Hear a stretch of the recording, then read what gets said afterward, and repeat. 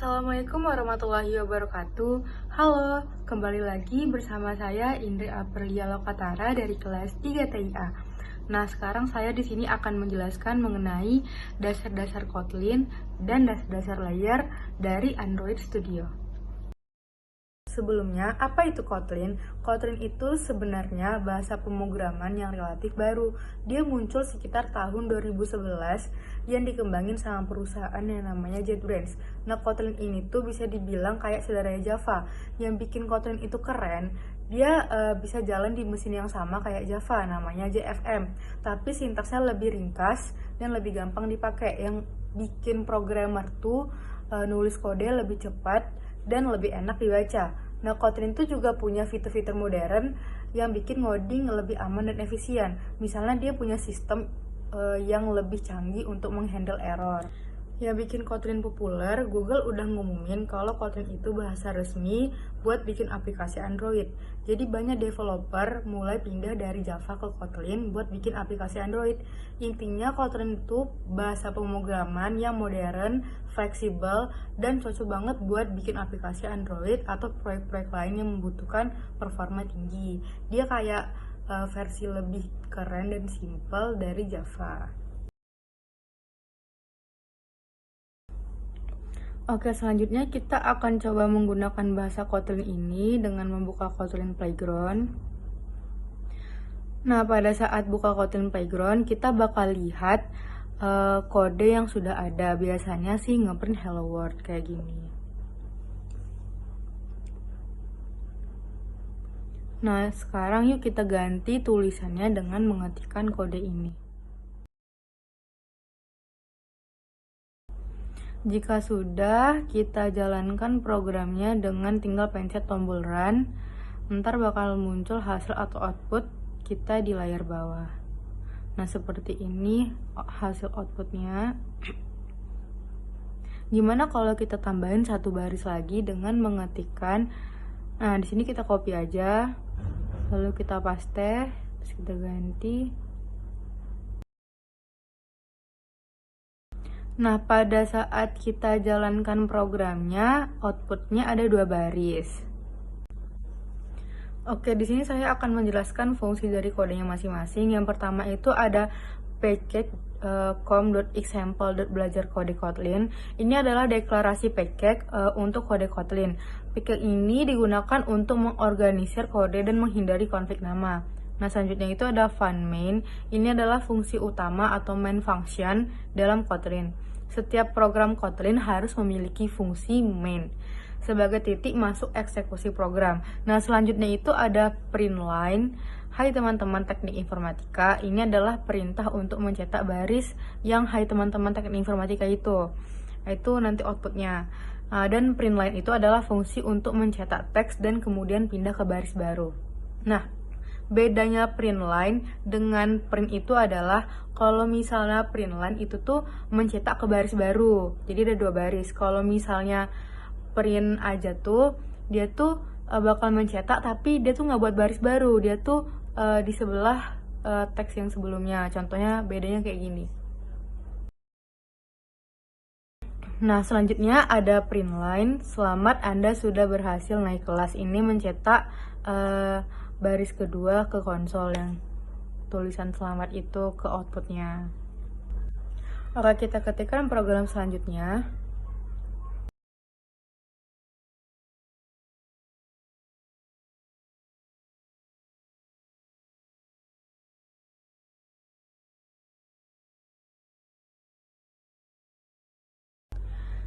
Nah, di sini kita bikin variabel angka isinya 15. Terus kita print hasilnya ditambah 10. Jadi bakal muncul hasil dari 15 tambah 10 sama dengan 25. Nah, selanjutnya itu ada var nilai in. Ini tuh digunakan untuk menyimpan angka bulat seperti 1000. Kalau pakai integer ada batas maksimalnya yaitu 2 miliar. Kalau kita butuh angka yang lebih besar dari itu, integer tidak akan cukup. Nah, selanjutnya itu ada var nilai double. Ini tuh dipakai untuk angka desimal seperti 100,003. Double punya presisi tinggi, jadi cocok untuk angka yang butuh banyak angka di belakang koma. Selanjutnya itu ada var nilai float. Ini tuh juga dipakai untuk angka desimal, tapi lebih sederhana daripada double. Misalnya kalau desimal tidak terlalu banyak atau tidak butuh presisi tinggi, pakai float untuk menghemat memori. Selanjutnya itu ada var nilai long. Ini tuh mirip dengan integer, tapi bisa menyimpan angka bulat yang jauh lebih besar. Integer punya batas maksimal, tapi long bisa menyimpan angka yang sangat besar tanpa masalah. Selanjutnya itu ada nilai short. Sama seperti integer, seperti int, tapi cuma bisa menyimpan angka kecil, seperti antara kurang dari 32.000 sampai 32.000. Biasanya kalau kita yakin angkanya kecil untuk menghemat memori. Selanjutnya itu ada nilai byte. Ini tuh menyimpan angka yang sangat kecil, seperti 1, 2 gitu. Nah, di bagian ini kita ngeprint semua nilai yang sudah kita bikin tadi. Kita akan bisa ngelihat hasilnya satu-satu. Nah, selanjutnya itu ada val huruf sama dengan A. Ini tuh mendeklarasikan variabel huruf dengan nilai A. Nah, yang print line ini pengguna karakter. Nah, baris ini mencetak teks ke layar dengan menampilkan kalimat ini pengguna karakter A. Tanda ini digunakan untuk menyisipkan nilai variabel huruf ke dalam teks. Maka hasilnya ini pengguna karakter A. Selanjutnya ada val nilai boolean sama dengan true. Nah, ini mendeklarasikan variabel nilai boolean yang bertipe boolean dan diberi nilai true. Tipe boolean hanya memiliki dua kemungkinan nilai, yaitu ada true dan false. Nah, yang print line ini adalah mencetak teks ke layar dan menampilkan nilai dari variabel nilai boolean.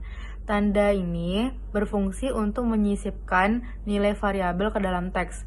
Hasilnya, nilai boolean yang dibuat adalah true. Oke, selanjutnya ada val nilai string sama dengan more eva. Ini mendeklarasikan variabel nilai string yang bertipe string dan menyimpannya dengan nilai more eva. String digunakan untuk menyimpan teks atau serangkaian karakter. Nah, selanjutnya yang print line ini digunakan untuk mencetak teks dengan menggunakan penggabungan string. Halo ditambah dengan nilai string, yaitu more eva. Dan kemudian ditambah newline apa kabar. Tanda tambah berfungsi untuk menggabungkan teks. Dan newline digunakan untuk membuat garis baru. Maka hasilnya akan seperti ini. Oke, selanjutnya kita akan membahas mengenai array. Nah, sekarang mari kita coba untuk mendemonstrasikan kode berikut untuk konsep array.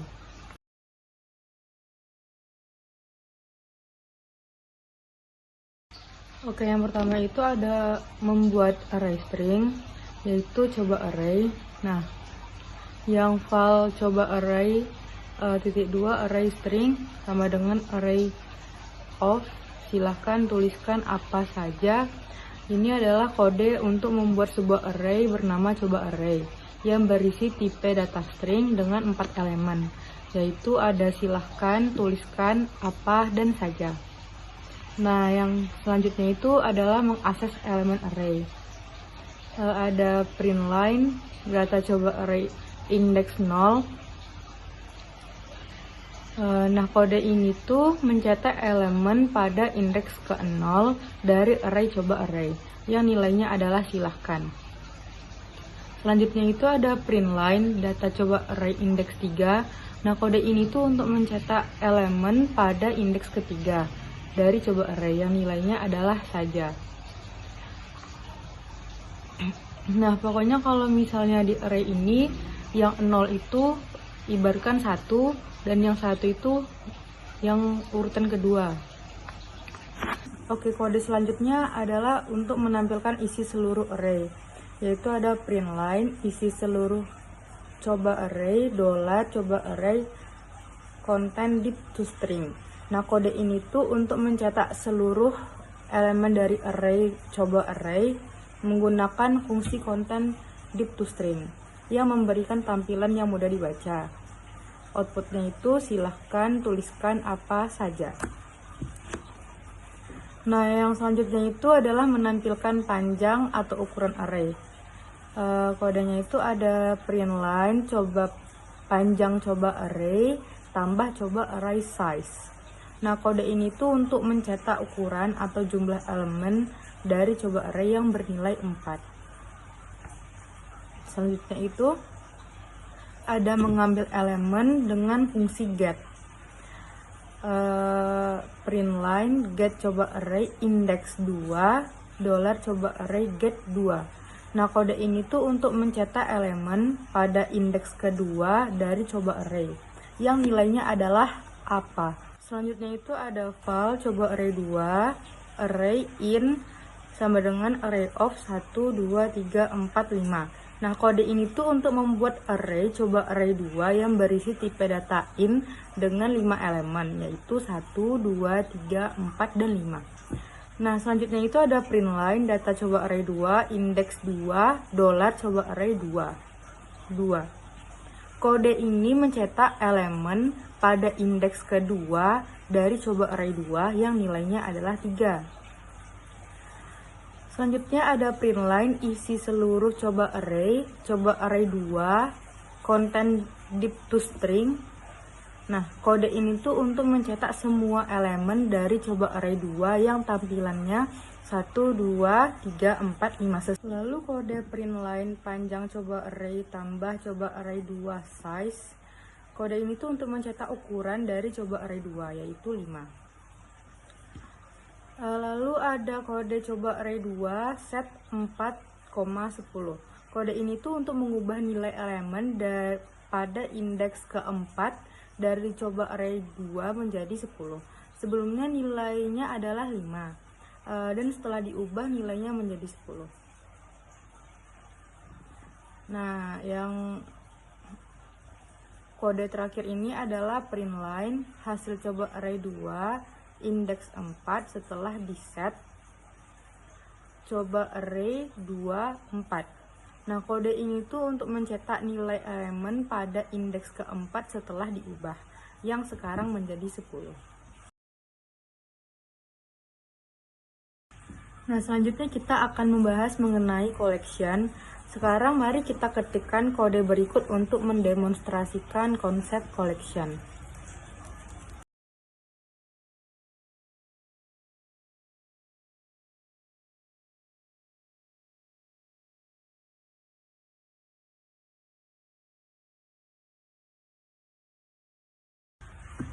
Di sini ada val kata mutable list string sama dengan mutable list of hi, halo, aloha.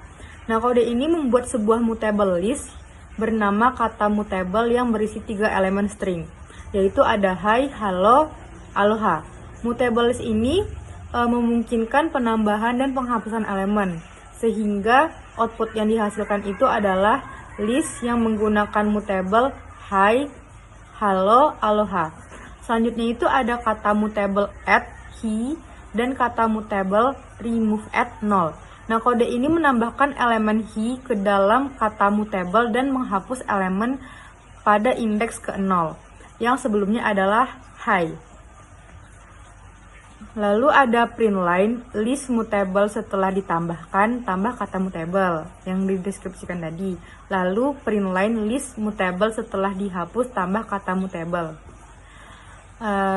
Nah, kode ini menampilkan isi kata mutable setelah penambahan dan penghapusan elemen. Output pertama itu hasilnya list mutable setelah ditambah halo, aloha, he. Output kedua itu adalah list mutable setelah dihapus halo, aloha, he. Selanjutnya ada kata mutable shuffle. Kode ini tuh mengacak urutan elemen dalam kata mutable menggunakan fungsi shuffle. Shuffle tuh acak. Nah, lalu dicetak sehingga outputnya yang dihasilkan itu adalah list mutable setelah shuffle aloha, hai, halo. Selanjutnya itu ada val kata immutable list string sama dengan kata mutable print line kata immutable. Nah, kode ini tuh membuat list baru kata immutable yang merujuk pada kata mutable. Kata immutable adalah list yang tidak dapat diubah. Nah, meskipun kata immutable merujuk pada kata mutable, kita tidak dapat menambah atau menghapus elemen dari kata immutable. Sehingga output yang dihasilkan adalah aloha, hai, aloha, hi, halo. Selanjutnya itu adalah mencetak kata pertama dari mutable tambah kata immutable first. Nah, kode ini tuh mencetak elemen pertama dari kata immutable. Maka output yang dihasilkan itu adalah kata pertama dari mutable, aloha. Nah, selanjutnya itu ada val coba set string sama dengan set of belajar pemrograman mobile. Lalu dicetak set tambah coba set. Kode ini tuh membuat sebuah set bernama coba set yang berisi 3 elemen string. Nah, set ini adalah koleksi yang tidak memperbolehkan elemen duplikat. Sehingga outputnya itu set titik 2 belajar pemrograman mobile. Yang terakhir itu ada val coba map in string sama dengan map of 1 to Sumaya, 2 to Restri, 3 to Ramdhani. Lalu dicetak yaitu print line map tambah coba map values. Nah, kode ini itu membuat sebuah map bernama coba map yang berisi pasangan kunci dan nilai key value dengan tipe in sebagai kunci dan string sebagai nilai. Maka output yang dihasilkan itu adalah Sumaya, Restri, Ramdhani. Nah, maka kesimpulannya, mutable list itu adalah dapat diubah seperti menambah atau menghapus elemen. Kalau list itu tidak dapat diubah atau dengan kata lain immutable. Lalu ada set ini koleksi yang unik dan tidak terurut. Lalu ada yang terakhir itu ada map itu adalah pasangan kunci nilai di mana kunci harus unik. Selanjutnya kita akan membahas mengenai condition. Nah, sekarang mari kita ketikkan kode berikut untuk mendemonstrasikan konsep condition bagian if else.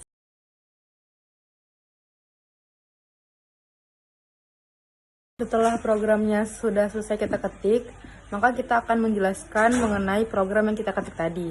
Yang pertama itu ada val angka sama dengan 50. Nah, di sini ada if angka persen 2 sama dengan 0.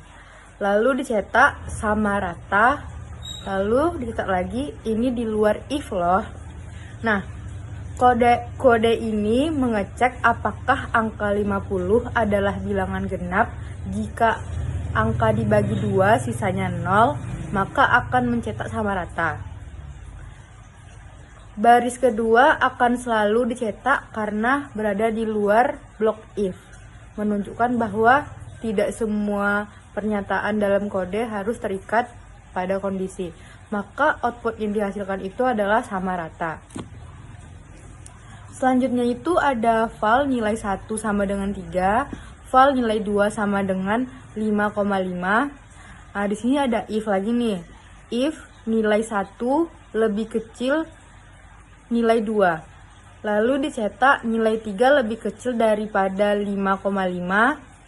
Lalu ada else print line, coba cek lagi. Nah, kode ini membandingkan nilai 1 dan nilai 2.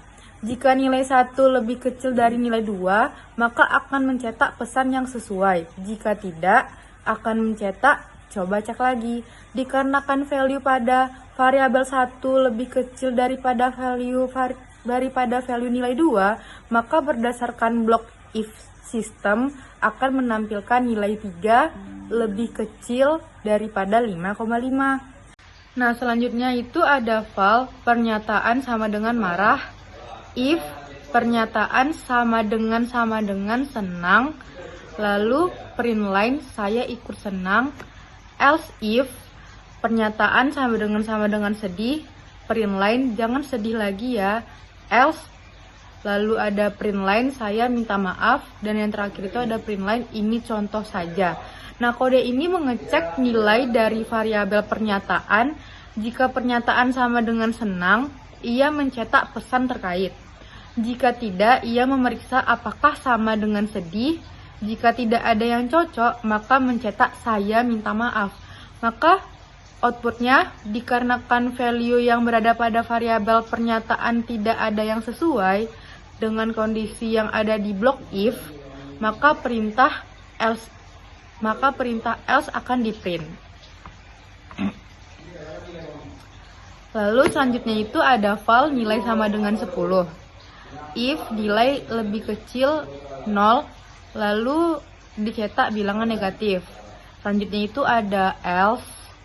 Di dalam else itu ada if, yaitu nilai persen 2 sama dengan 0, maka akan dicetak bilangan genap. Lalu itu ada selanjutnya itu ada else print line atau dicetak bilangan ganjil. Nah, kode ini pertama-tama memeriksa apakah nilai kurang dari 0 atau bilangan negatif. Jika tidak, ia kemudian memeriksa apakah nilai adalah genap atau ganjil. Maka dari kode ini output yang dihasilkan itu adalah bilangan genap. Nah, maka kesimpulannya struktur if sederhana itu digunakan untuk mengecek satu kondisi. Lalu ada blok yang kurung kurawal, ini tuh memungkinkan lebih dari satu pernyataan dieksekusi dalam if atau else. Lalu ada else if, ini tuh memungkinkan pengecekan terhadap beberapa kondisi secara berurutan.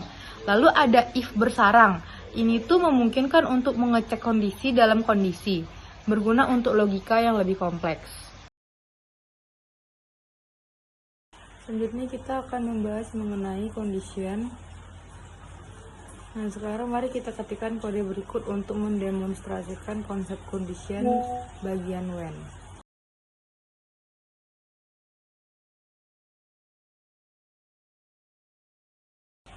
Setelah program selesai kita ketik, maka kita akan menjelaskan atau menganalisanya. Yang pertama itu ada when huruf. Nah, di sini buka kurung kurawal, ada print line A sama dengan huruf lokal, print line E sama dengan huruf lokal, print line I sama dengan huruf lokal, O print line O sama dengan huruf lokal, U print line U sama dengan huruf lokal, dan yang terakhir itu else print line ini huruf konsonan. Nah, kode ini menggunakan when untuk memeriksa nilai variabel huruf. Jika huruf adalah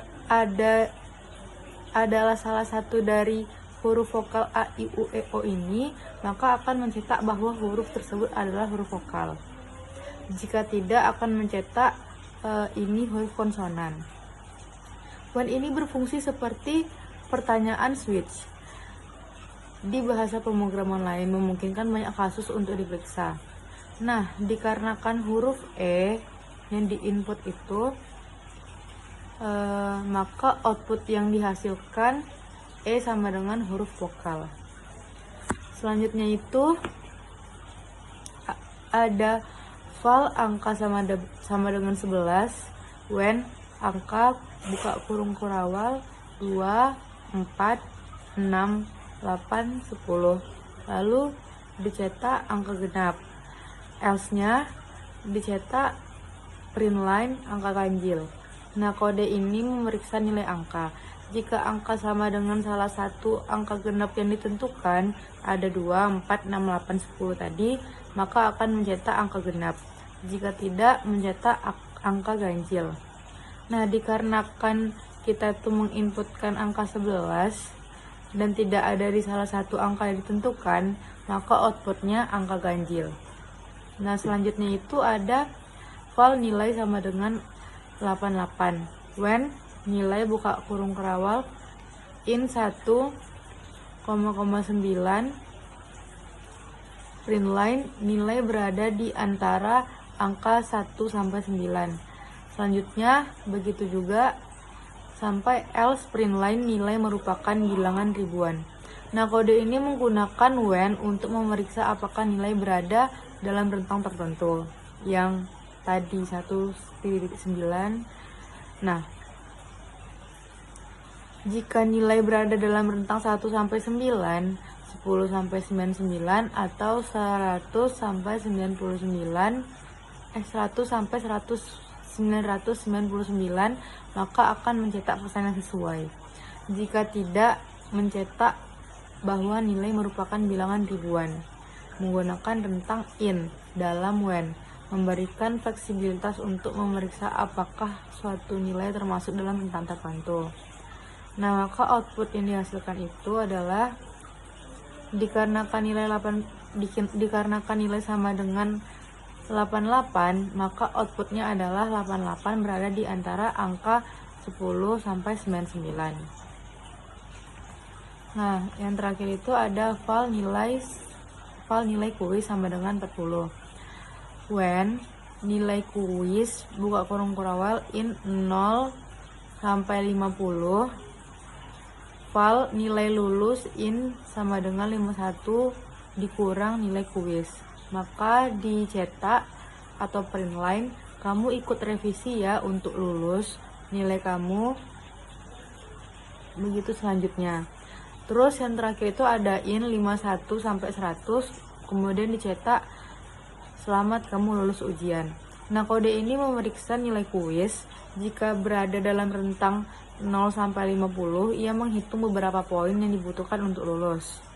51 kurang nilai kuis dan mencetak pesan yang sesuai.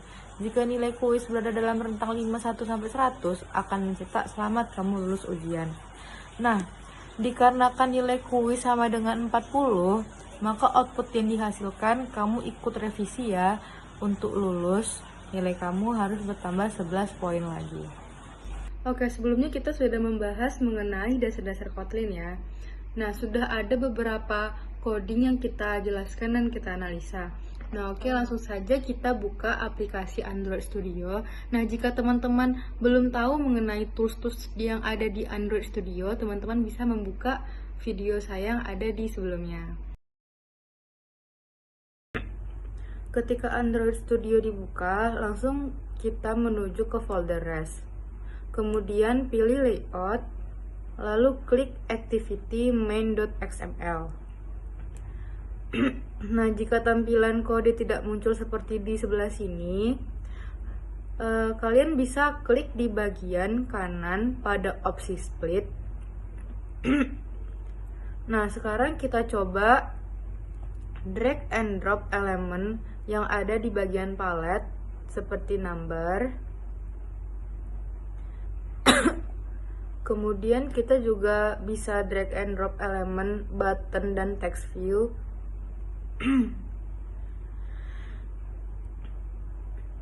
Setelah beberapa elemen tersebut di drop, kodenya akan otomatis bertambah sesuai dengan elemen yang kita pilih tadi. Sebagai contoh, ketika kita menambahkan button, maka akan muncul kode untuk button dan elemen lainnya. Setelah selesai menambahkan elemen, kita perlu menata elemen-elemen tersebut agar ketika aplikasi dijalankan, button, text view, dan elemen lainnya tidak berantakan. Nah, untuk menatanya itu kita bisa menarik elemen tersebut ke tepi kiri, kanan, dan atas. Nah, ukuran elemen juga dapat kita atur sesuai keinginan. Begitu juga dengan buttonnya. Kita tarik ke bagian bawah edit text. Jika ada pilihan, kalian bisa memilih to bottom, yang berarti button ini akan selalu berada di bawah edit text sesuai dengan kode yang dihasilkan. Nah, selanjutnya kita juga perlu mengatur posisi untuk button dan text view ke parent atau tepi agar lebih rapi.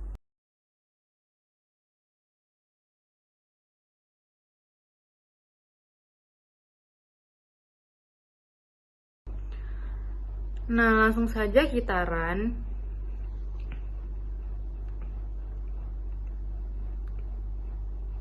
Nah, ketika di run, tampilannya akan seperti ini, sesuai dengan yang kita tata tadi.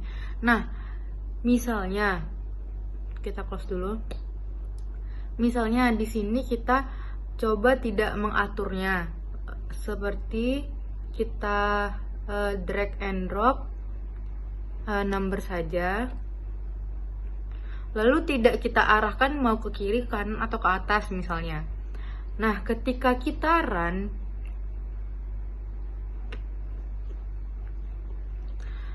maka hasilnya akan berada seperti ini, tidak sesuai dengan yang kita tata tadi. Nah, kita dapat mengubah teks pada text view dengan mengganti atribut Android text menjadi loading. Nah, setelah kita menjalankan aplikasinya, teks pada text view tersebut akan berubah menjadi loading. Nah, kita juga bisa menambahkan angka di sini. Namun saat ini tombol yang ada belum memiliki fungsi. Begitu pula dengan proses loading. Nah, selanjutnya kita akan mengoperasikan tombol tersebut dan menampilkan hasilnya pada bagian loading. Nah, langkah pertamanya itu kita buka main activity di Kotlin atau Java. Lalu kita ketikkan kode berikut.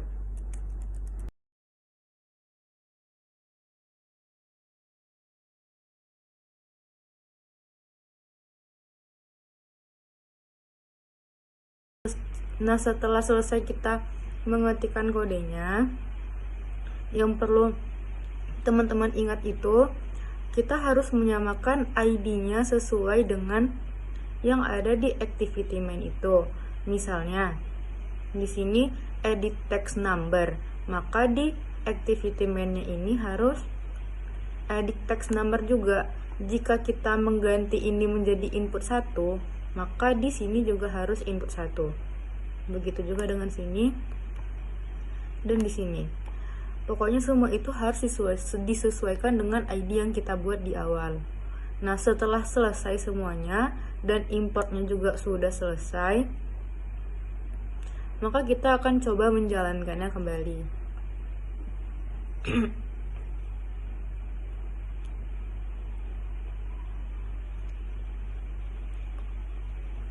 Nah, ketika dijalankan, tampilnya akan seperti ini.